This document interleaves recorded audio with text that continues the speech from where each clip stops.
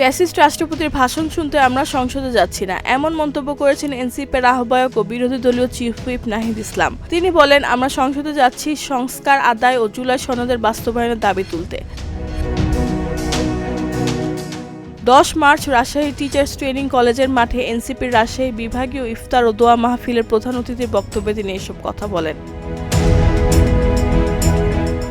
তিনি বলেন, 12 তারিখ সংসদ অধিবেশন শুরু হবে। আমরা শুনতে পাচ্ছি সেদিন ফ্যাসিস্টের রেখে যাওয়া লেজুর রাষ্ট্রপতি বক্তব্য রাখবেন। আমরা পরিষ্কার বলতে চাই, ফ্যাসিস্ট রাষ্ট্রপতির বক্তব্য শোনার জন্য আমরা সংসদে যাচ্ছি না।